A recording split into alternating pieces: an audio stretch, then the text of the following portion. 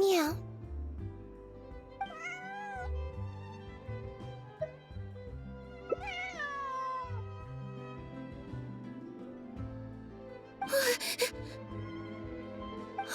It's you. One second. Now activating chat mode. You made me jump there. I thought they'd finally caught me.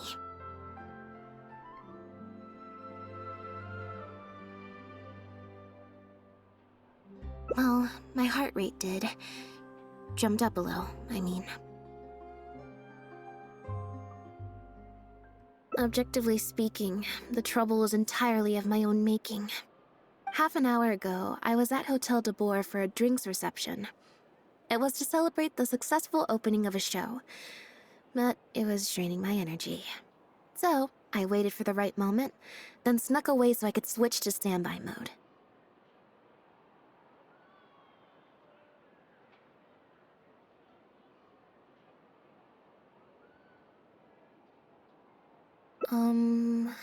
Probably because I'm playing the lead role in the show?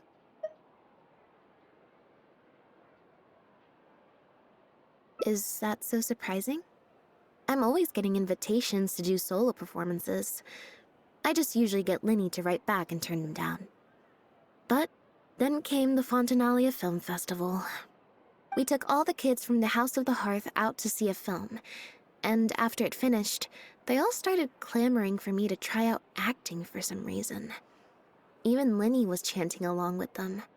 Anyway, it just so happened that a director called Mary who had sent me an invitation right around then. I'll spare you the details, but basically, I ended up accepting it. Yep, you nailed it. I'm playing the role of a puppet. In fact, the show's called The Lost Puppet, and it's a masked mime show. So I don't have to do any facial expressions or say any lines. Literally just a series of physical movements. The director says it's a very avant-garde art form. Art is not comprehended by the mind, but felt in the heart. At least, that's what the director says. Anyway, if nothing else, the opening performance seemed to go down well. At the drinks reception, everyone was crowding around me, saying, "Triumphant character portrayal, faithful adaptation of the original work, unequivocally, quintessentially avant-garde," and stuff like that. But being the center of attention is draining. So the moment they left me to go harass the director instead, I was out of there.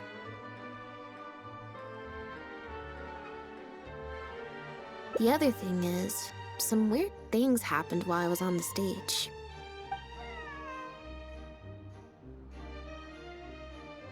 Oh, sorry, Bonnie. I didn't mean to leave you out of the conversation. My bad. No, we just met. We bumped into each other right after I slipped away.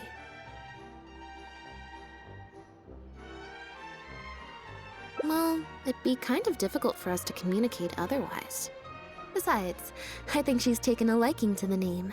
Haven't you, Bonnie?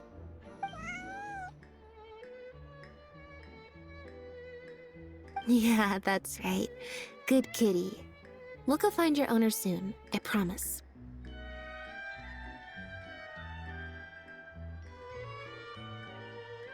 Nope. She's wearing a collar, and for the most part, she's pretty well groomed. If she is a stray, she hasn't been for long. Her stomach's been growling a lot. I guess she must have been missing for a few days now. As much as I'd love to hang out with her for a while longer, her owner's probably worried sick about her. Assuming she has an owner, that is. But the reception... I should probably show my face there again at some point, even if it's just to make excuses and leave again. Decision time.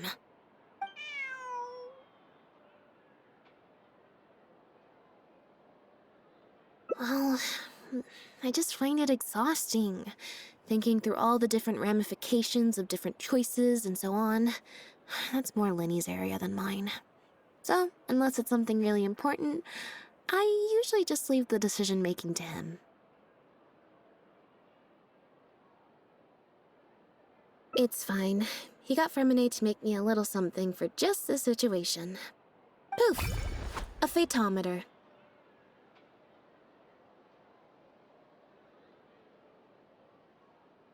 It looks pretty over the top, I know, but it's essentially just a box of cards. He kept the design simple, so it'd be harder to break. The way it works is, I pick a card at random, then look at the number on the card.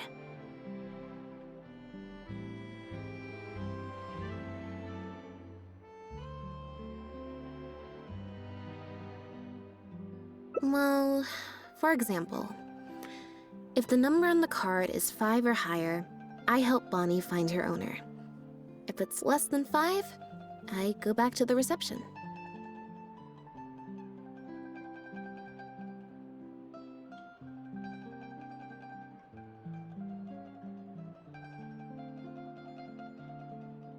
I just have to believe in the bond between me and my cards, and my fate will reveal itself to me in numerical form.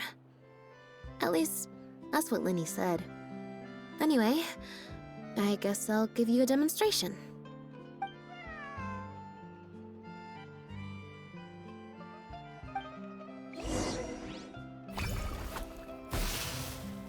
Huh, I didn't like that. Was I using it wrong? Maybe if I just...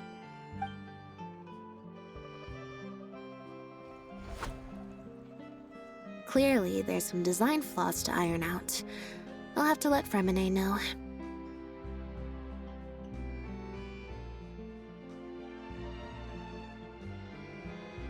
Let's see, which card did I get? 4.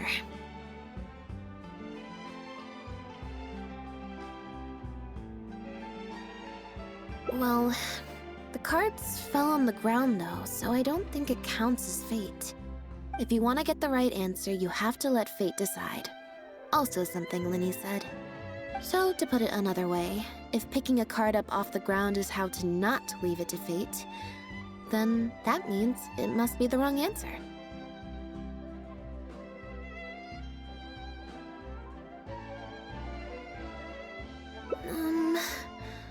Or...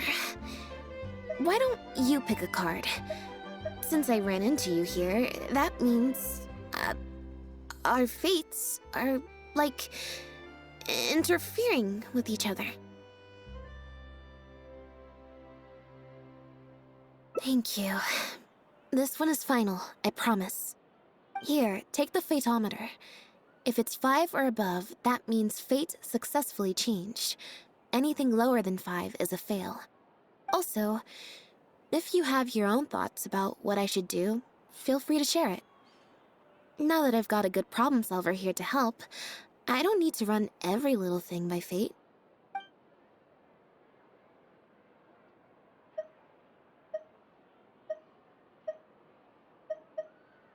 So, we're looking for Bonnie's owner?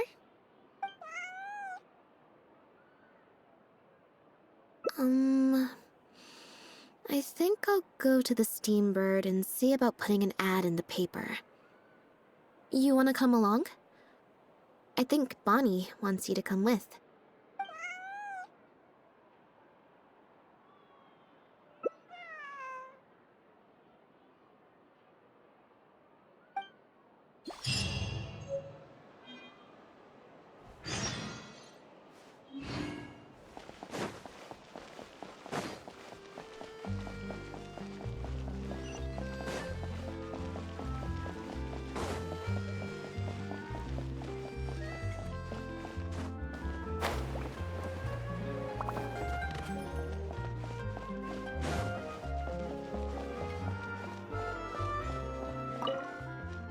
Every stupendous day starts with a Steambird. Oh, hi Lynette. Hi Traveler. What can I help you with?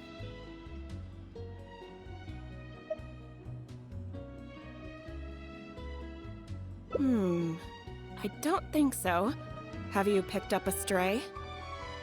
Yep. If there's no commission to follow up on, could we post a notice about the missing cat instead? Why, of course. What a kind thing to do. Just fill out the form.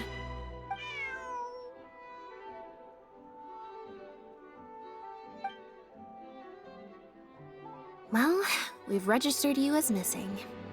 You can stay at my place until your owner finds you.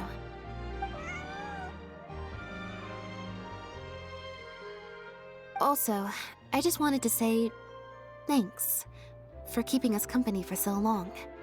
Well, I should probably head back to the drinks reception. Hopefully most of the people have left by now. If you've got some time, you should stop by my place tomorrow to see Bonnie. There's a nice cup of tea in it for you.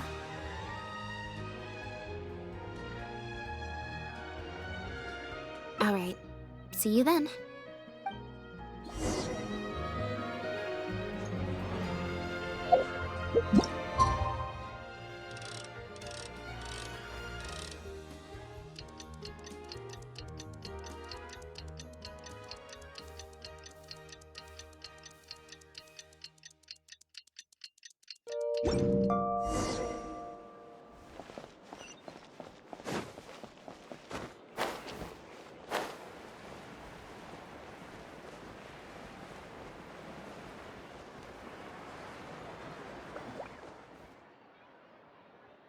I believe this cat belongs to me. I already told you, this isn't your cat. Just take a breather, you two. Oh, you're here. As you can probably see, you'll have to take a rain check on that tea I promised you. At least for now. This is my friend's cat. He's preoccupied with some important business, so I came to retrieve her in his stead.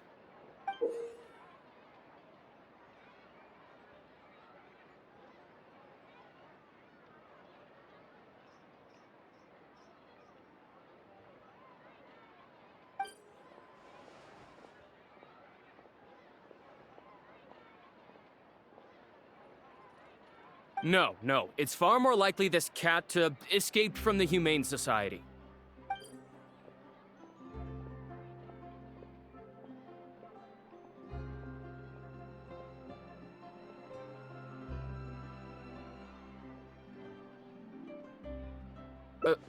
Bonnie? That's the name I've given her in the meantime.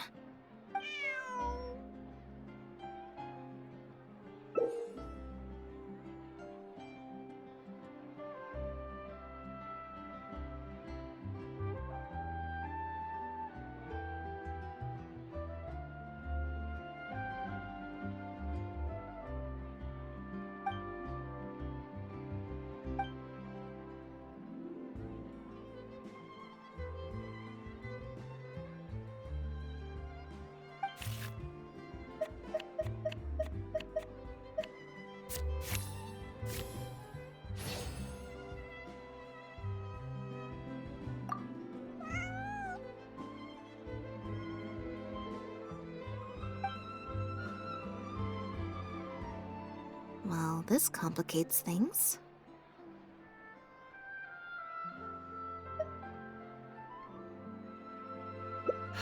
I told you before. This is my friend's cat. It's normal for her not to trust me. Listen, I'm the director of the Humane Society, okay? We've got so many strays, dogs, cats, you name it. I'm not even the one feeding them most of the time. You can hardly expect the cat to recognize me. She just looked somewhat familiar, so I came to check, just in case. If she turns out to be one of ours, I'll take her back. Simple as that. Even if that's not the case, the Humane Society could still take her in, if no one else comes to claim her, that is. We're an organization that specializes in rescuing and sheltering stray animals. We've been in business for several decades now. I'm Bernard, the current director. The Humane Society. Huh. The name sounds familiar. I remember hearing good things. You're the one in the Quartier Lyonnais? Yes, that's the one. Anyway, if it's not too much trouble, could I possibly take a closer look at the cat? If it turns out I really am mistaken, I suppose that means the cat belongs to this lady here. She would be the only remaining option after all. It belongs to my friend. Go on, Bonnie.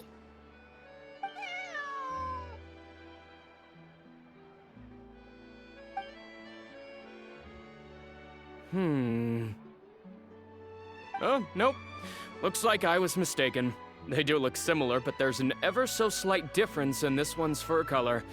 Deepest apologies, friends. Well, I suppose this means I still have a missing cat to search for. Apologies again for the confusion.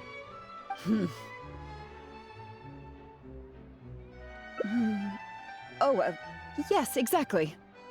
Wait a second. You lied earlier, didn't you? Lied? I'm afraid I don't know what you mean. A liar always has a tell. The look in their eyes, their breathing pattern, the way they hold themselves. The things that can give you away are often more numerous than you would think. What are you talking about? The way I see it, you're conflating baseless conjecture with fact. Normally, when someone is called out, their breathing speeds up as they begin to panic. But your breathing pattern hasn't changed one bit. In fact, it's been strangely calm and measured this entire time. It stands to reason, then, that your agitated behavior earlier was all an act. If you're a bad guy, I'm sure you'll take off running the first chance you get. If you're a good guy, the most likely explanation is that you're a member of the Guards, or some similar organization. And you're basing this off of? Intuition. Nothing more. Intuition. Well, I have to hand it to you, Lynette. You're right. I'm a member of the Guards. The name's Elodie. I'm currently investigating a cross-border smuggling case. This cat here, Bonnie was her name? Well, her owner is one of the prime suspects of our investigation.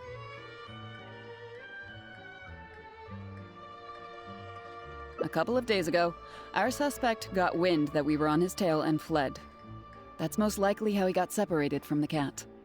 I just so happened to stumble upon your notice in the Steambird, so I decided to see if he'd come back for her. But it looks like I overestimated him.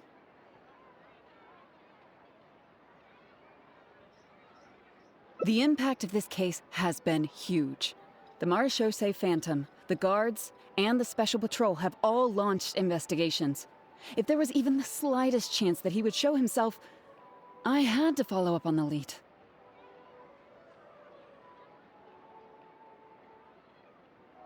A new kind of illegal drug, imitation synth. We confiscated all the synth on the market, but addiction isn't something that goes away overnight. Even without substances on the market, people are still looking for a way to get their next fix. And criminals are all too eager to capitalize on that addiction. That was the impetus for imitation synth. Needless to say, a small-scale market opened up very quickly. After the original synth debacle, we put several measures into place to prevent similar incidents from occurring. The perpetrators got smart, though, and shifted their sales overseas before those measures could kick in. That's when the imitation synth smuggling began. We only recently got word of the presence of imitation synth overseas. We managed to track down evidence of some early transactions. What we were able to find out, however, hasn't proven that useful given the amount of time that has passed.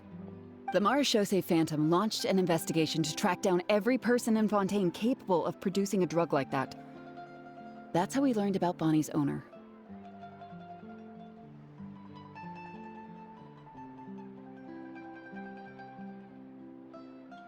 He's a researcher at the Fontaine Research Institute. His name is Pierre. Pierre Lafayette, to be exact. Lefebvre.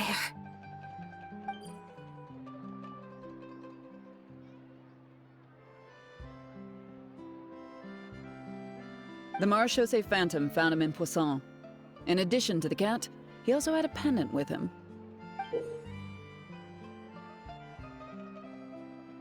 At first, there wasn't much cause for suspicion.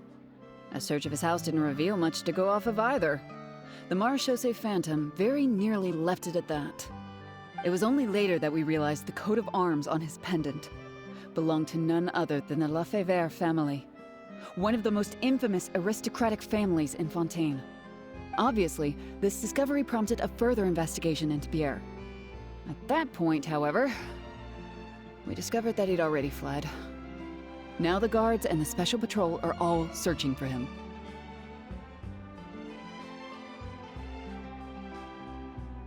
not possible, actually.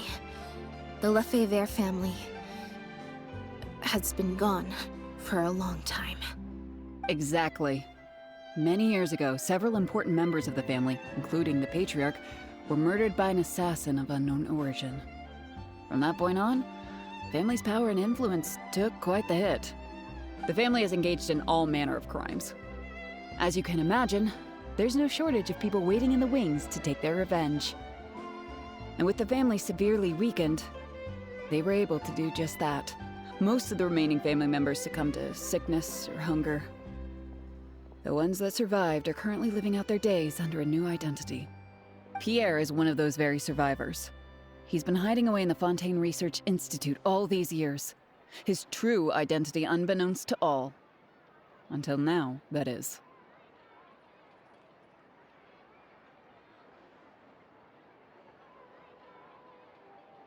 Well, my fellow guards have told me all about how smart and courageous you both are. And I know you possess a strong sense of justice. There could be a chance that Pierre, or one of his accomplices, might attempt to get close to Bonnie. Now that you've been briefed on the situation, I was hoping you'd help us keep a lookout.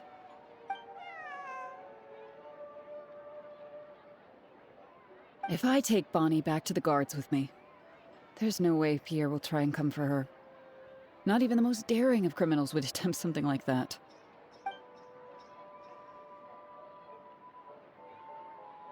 I have to admit, I'm not holding out too much hope that Pierre will come back for her.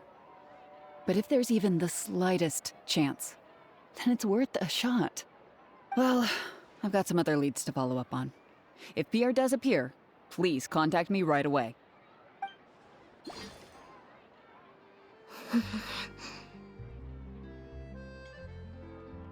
It's nothing.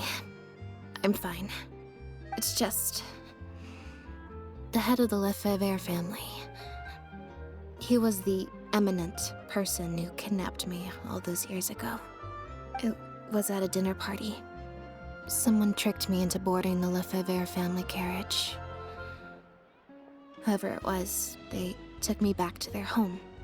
But before anything worse could happen, Father intervened.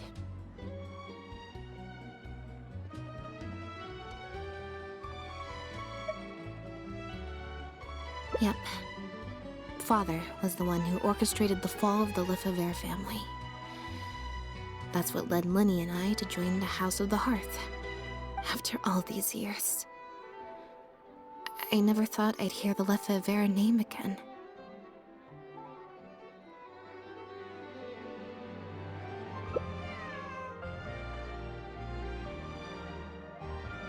Don't worry about me. I wasn't feeling sorry for myself. I was just thinking about Lenny. He's been acting strange recently. He avoids me for days on end, consumes himself with some secret investigation, and then out of the blue pushes me to do that acting job. Thinking about it now, it's almost like the one I drew from that deck of cards was part of his plan all along. He must have asked Fremine to help him out. In any case, I know he's hiding something from me. He's really pulled out all the stops this time.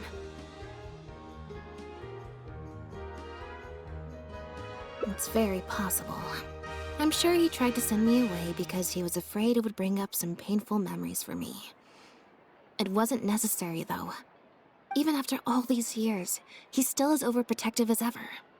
You'll have to help me teach him a lesson if we run into him along the way.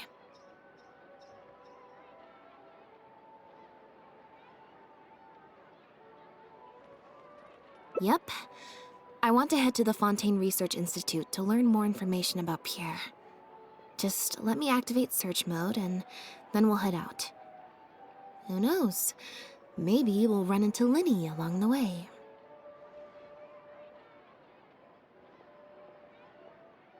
A little bit of both, perhaps. For the most part, though, I just have the sense that something's not right. Something isn't adding up about Pierre's story. I'm just not sure what.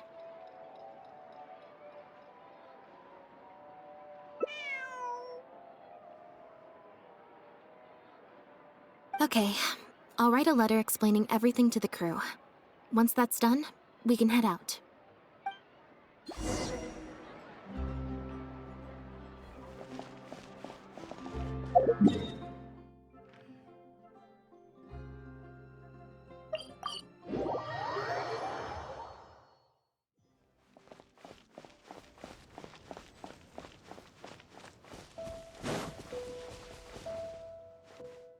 Lynette, you're, not at rehearsal?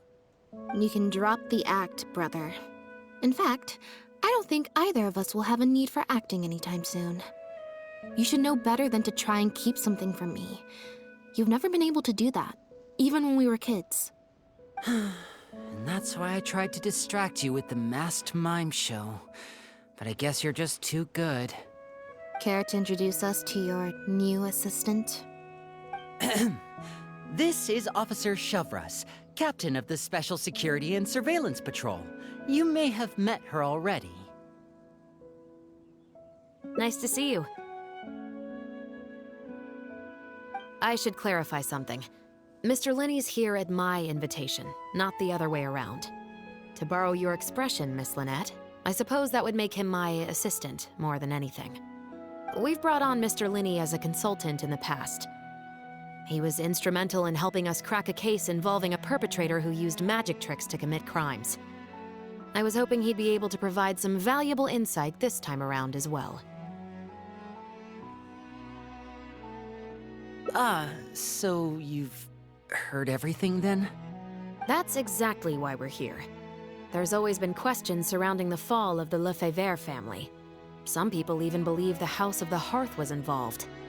Whoever was behind it all was extremely cautious. They didn't leave a shred of evidence. This very fact, however, leads me to believe it was indeed the work of that harbinger. I took a look at the entrance and exit records of all the carriages that night. Let's just say it wasn't hard to deduce that there's ill will between you two. Don't worry, I don't have any evidence to that effect, and I certainly don't plan on going to bat for such a despicable family. Plus, you were victims back then more than anything.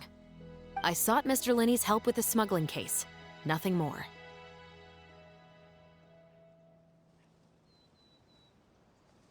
The way I look at it, it's a collaboration between us as people, not the organizations we represent.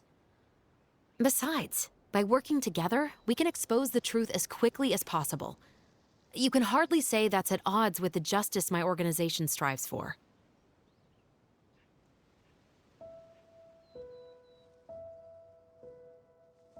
Not at all. I was planning to invite you from the very beginning, Miss Lynette. It's just that my assistant here raised some objections. Linny, I'm not the same person I was back then. That little girl who did nothing but cower in the corner in fear, she doesn't need saving anymore.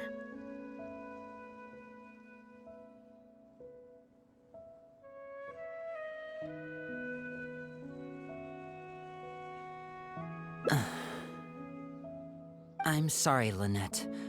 You're right. I let my concerns get the better of me.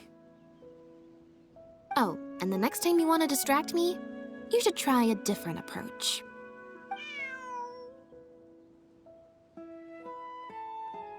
Who's this? You pick up a stray while I was gone?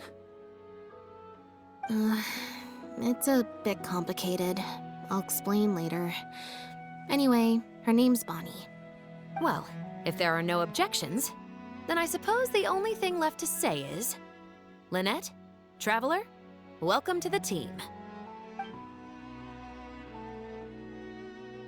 It appears the Lefebvre family was very particular in their use of insignias and emblems.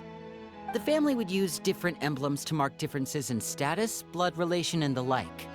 In fact, the insignia that was discovered on the pendant was used to represent an illegitimate child.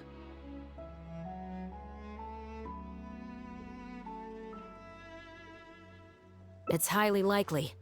That very status might have been what allowed him to emerge from the fall of his family relatively unscathed.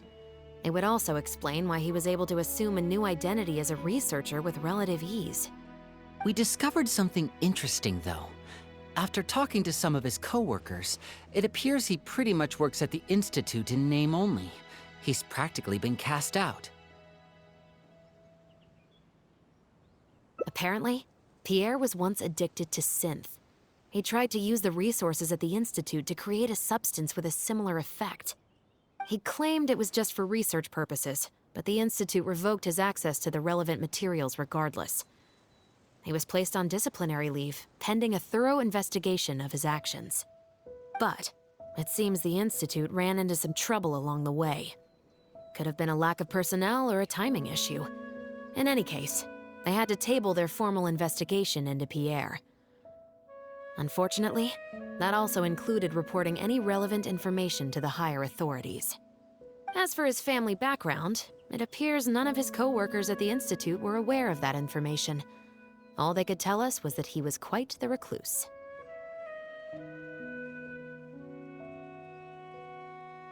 Other than the pendant, we didn't find anything else of note at his residence in Poisson.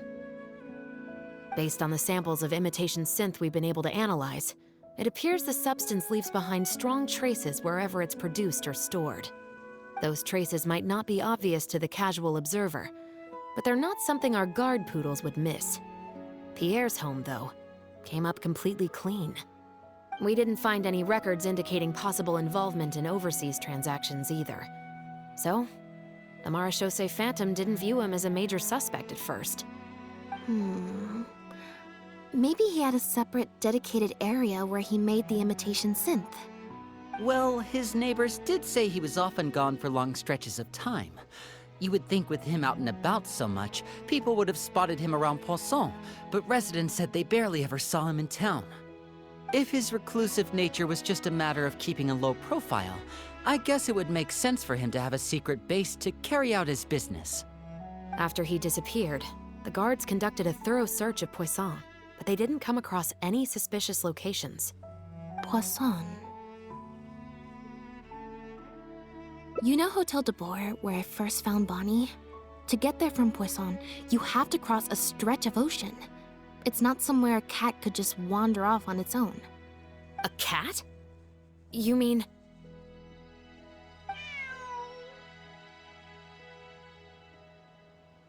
Bonnie is Pierre's cat. Oh, that's right! When the Marechaussee Phantom first tracked him down, I remember there being something about a cat in their report. So this is her? From what we've learned about Pierre's habits, he doesn't seem like the type to venture out without a purpose. So what you're saying, Lynette, is that Bonnie couldn't have gone missing in Poisson. If that's true, then...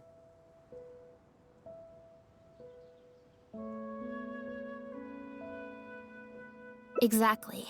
Bonnie might even know where it is. Wait, you think the cat can lead us there? But she's not trained like one of our guard poodles. How is she supposed to understand what we want her to do?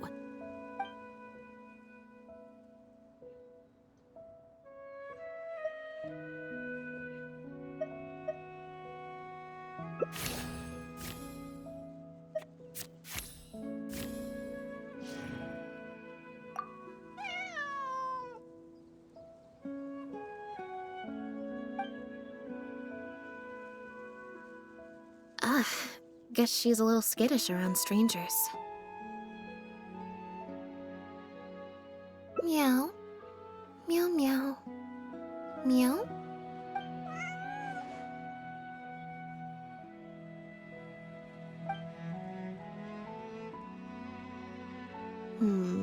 Near the coast, the beach, and beneath the cliffs. The place we're looking for is most likely north of the Court of Fontaine. Well, I've certainly never taken a witness statement like this before. Well, if it works out, maybe it's something worth getting used to. Cats and humans are actually pretty alike. When it comes to communication, most of what we want to convey can be accomplished through body language alone. But humans tend to rely too much on speech to ever take advantage of that fact. Of course, body language has its limitations. You're not going to be able to get across anything too complicated. The important thing is that we now have a lead. Let's try and find a place that matches the clues Bonnie gave us.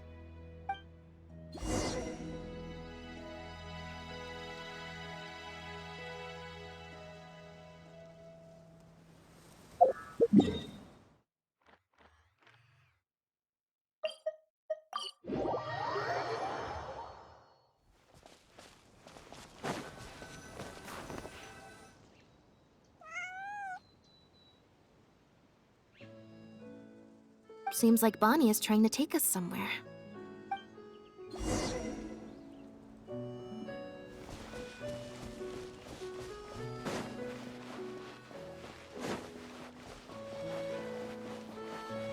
Gardemex ahead. Look out! Gotcha. For it!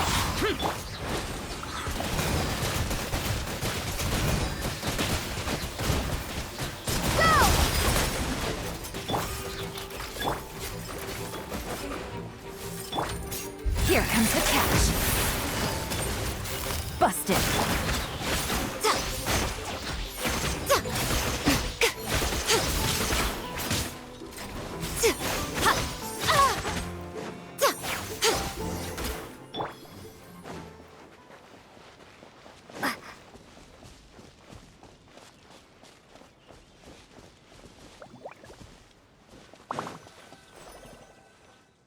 Wow, Lynette, you found this place so easily. If I thought there was any chance you'd say yes, I'd recruit you into the Special Patrol here and now, no questions asked. Sounds familiar. I pretty much receive letters daily from people trying to poach her from me. Let's just focus on our search. There's a lot to investigate.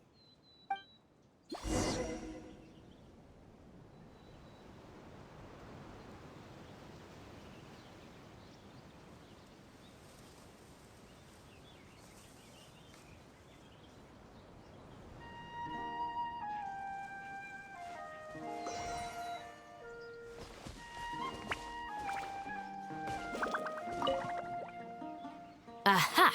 Just as we thought. This is where the imitation synth was being made.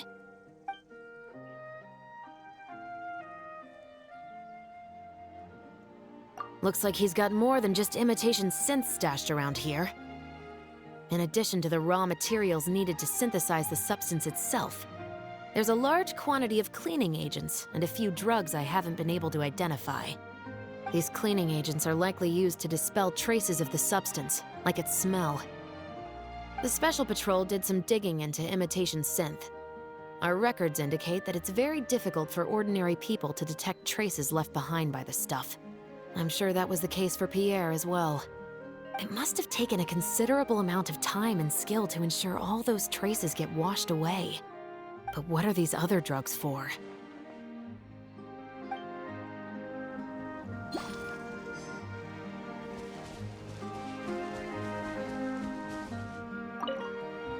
The material these bags are made of, it's quite rare.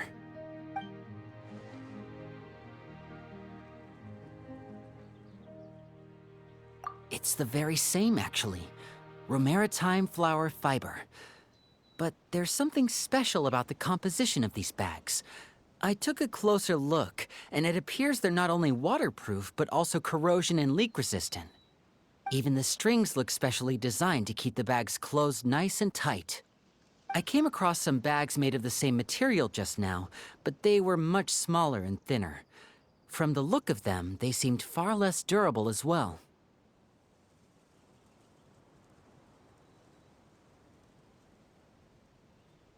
Very similar, actually. Normally, it would be easy for a guard poodle to sniff out the imitation synth, but if it was sealed away in a bag like that, it might be possible to elude detection for some time. But what could these big bags be for then? If the goal is to keep the imitation synth hidden and sealed away, these bags seem a bit too conspicuous.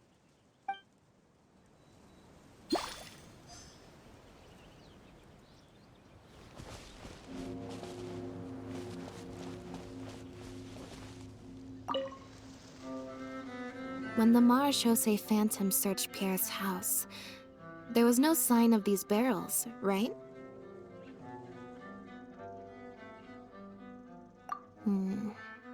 You're right.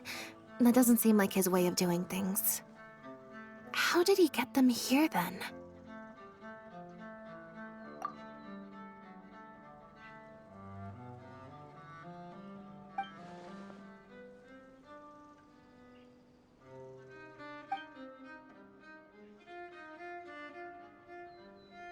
Only the lower halves of the barrels appear to have been submerged in water.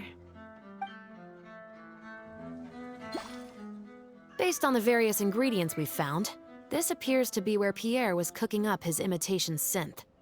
It looks like he used a special cleaning agent to get rid of any residual traces of the substance on his person before he left. That's how he was able to get past the guard poodles. So then he transferred the imitation synth into small sealed bags and took it somewhere else for the drop-off. No. I don't believe our suspect is the kind of person who'd go around carrying incriminating evidence with him. That would potentially create too many eyewitnesses. The cleaning agent and the sealed bags might get past the guard poodles, but if a member of the public or even a guard on patrol happened to see him during the drop-off, a quick search would reveal everything. That's still a very risky operation. The barrels we found were wet around the base, but the top half was dry. As if they'd been standing upright in the water.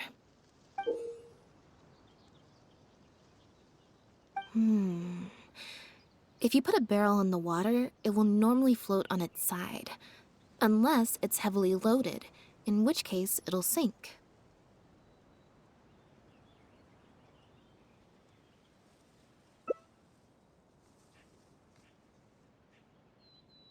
Yes. With flotation rings around the body of the barrels, they'd stay upright in the water. And then he could afford to load them more fully.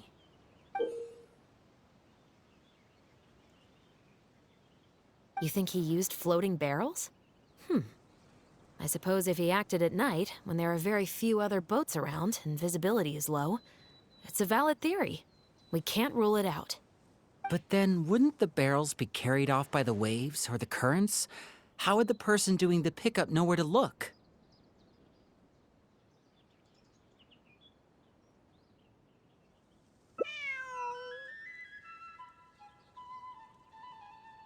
Traveler, can you come take a dip in the sea with me? I have a feeling that somewhere down there, we might find some rope. If a rope can be used to keep a pet from running away, then why not a barrel?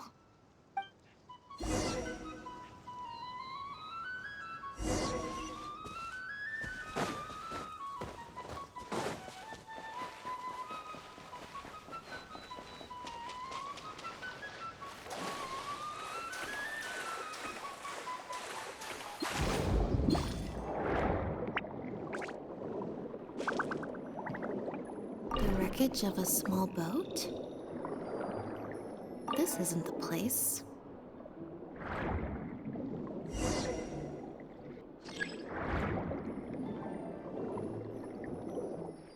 Got it.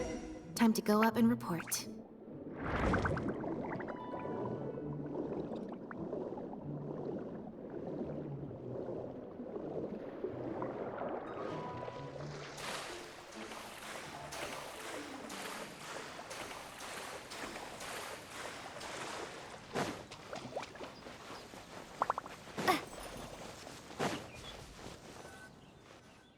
As expected, we found a few pieces of rope and some anchoring stones underwater. If you attach them to a floating barrel, it would look like this. With this anchoring system, it would be possible to use floating barrels for the drop-off. You would just need to drop them in the water at the agreed-upon location. We also came across the wreckage of a small boat. It must have been left out on the water and capsized due to the force of the wind and waves. Its small size, however, would have made it perfect for staying undetected. Let's talk this through. Based on the evidence we've collected, it seems like Pierre would row a small boat out to the agreed-upon transfer point, drop off the barrels, leave, and then row back and retrieve them after the transfer was complete.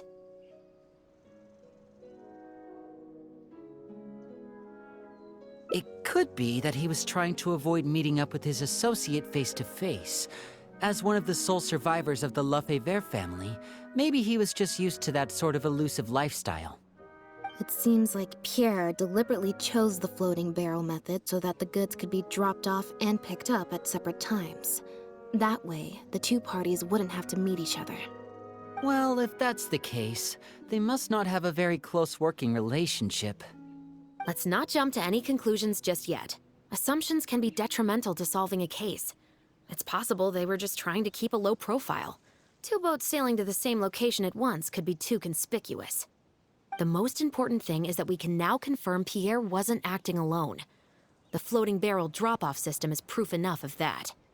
Let's say for now that he was only in charge of producing the imitation synth. That would mean there has to be at least one other person involved in the operation, likely in charge of transporting the goods across the border. Since we've determined that the goods were transported by boat, maybe we can track down some travel logs or something. We can certainly check the various ports for that information. It's possible, however, that Pierre's associate also used a small boat for the transport, and docked along the shore rather than at a large port. If that's the case, it's unlikely there would be any record left behind. Absolutely.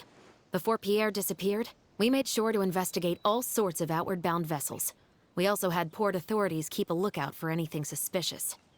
Unfortunately, we were never able to find out how they managed to get the imitation synth across the border.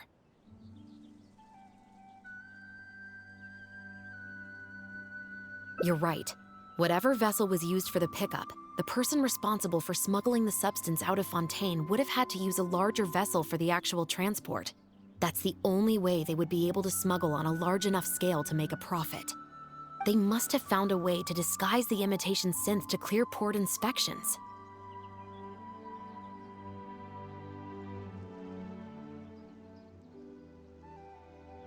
Exactly. We can't let any opportunities slip through the cracks.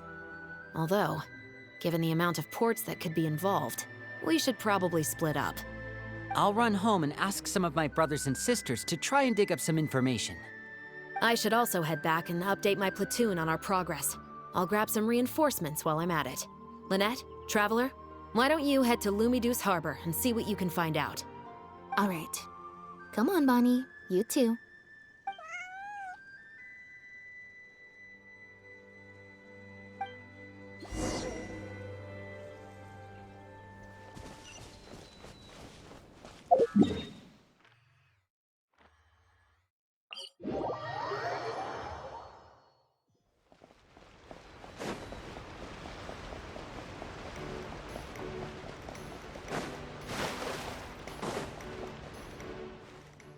Oh, Lynette, Traveler. And Bonnie, too. What brings you all here? Did something happen?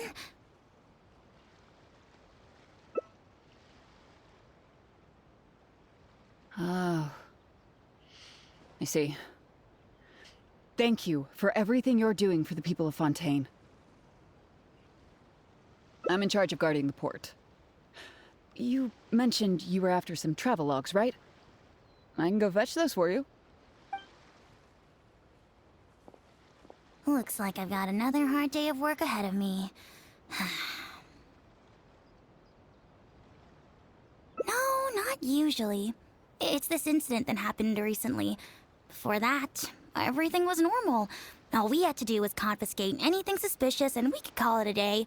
Pretty simple stuff. But things are much more complicated now. We somehow let suspicious cargo pass through the port undetected. Not even our guard poodles were able to sniff it out. Even worse, we still don't know how the perpetrator was able to conceal the goods so well. By suspicious cargo, do you mean imitation synth? Yep. However, prohibited substances are just one example. We confiscate all sorts of contraband during the course of our inspections. Or at least, we're supposed to. So what happens to the goods you confiscate? Oh, we keep them in a storage locker. If they turn out to be something particularly dubious, we'll turn them over to the Maison Orderly. If the goods are only slightly suspicious but could otherwise be harmless, like raw materials that could potentially be used to create contraband, we return them to the ship they were confiscated from, instead of letting them pass through the port. Sorry for the wait. These are the travel logs for all the recent activity at the port.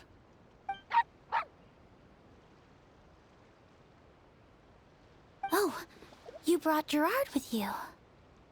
Actually, he followed me here himself. It's like he smells something on me.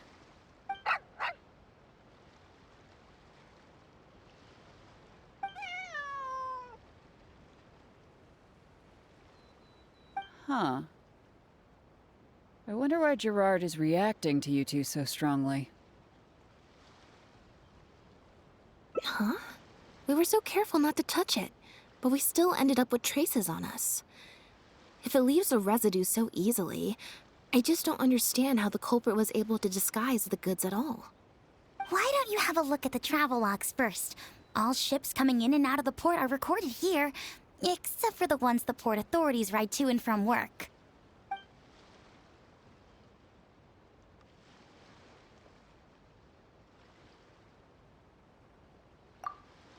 The Humane Society.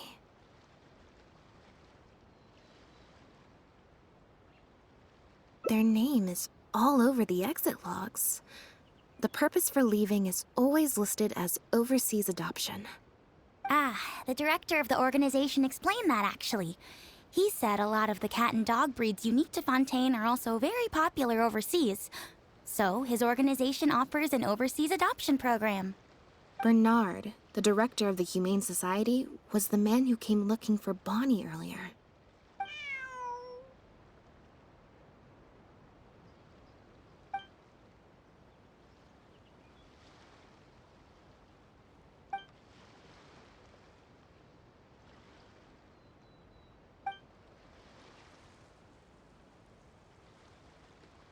Have you figured it out too, Traveler?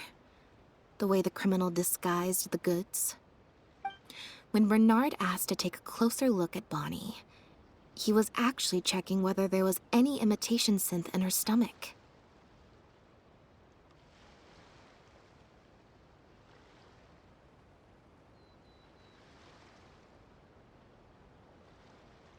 Wait, what? The sealed bags we found at the secret base. They were specially made to be corrosion resistant.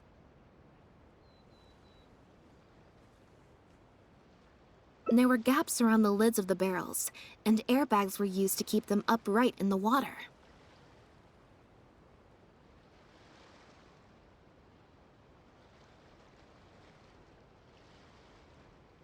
Those drug shovers found at the secret base. She most likely didn't recognize them because they're not used on human beings. It's an anesthetic used on pets.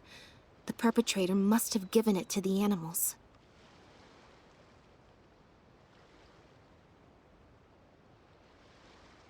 Pierre must have made the animals swallow the sealed bags full of imitation synth at his secret base. Then he stuffed them into floating barrels and left the rest to Bernard. The sealed bags combined with an animal's body odor would certainly be enough to mask the scent of imitation synth. During our inspections, we would have never thought to inspect the bellies of those animals for anything suspicious. Even if we tried to feel around for something, I'm sure it would be difficult to detect.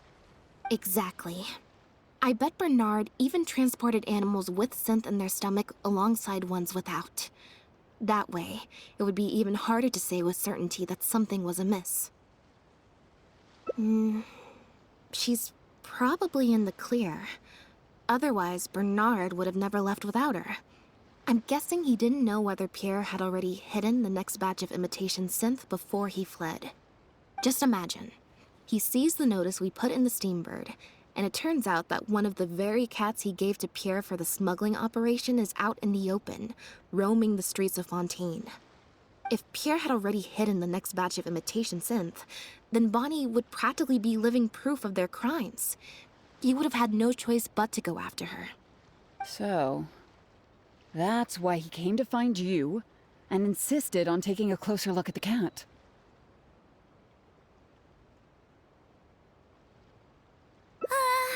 Wait a second, I'm a little lost here. I get the part about hiding the substance in the pets, but those... what did you call them again? Floating barrels? Why even put the animals in there in the first place? If you've got something as convenient as a floating barrel, why not just stuff it with the imitation synth directly? Why not wait to hide the stuff until after the exchange has been made?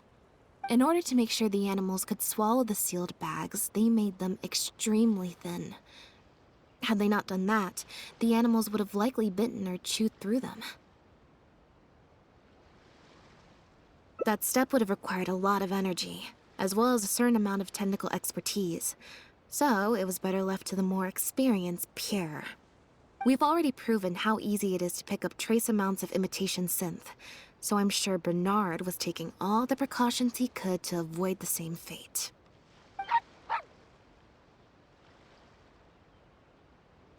Okay. Then, let's head to the Humane Society right away and bring that guy to justice. I'll bring a Gardamek to speed up the process.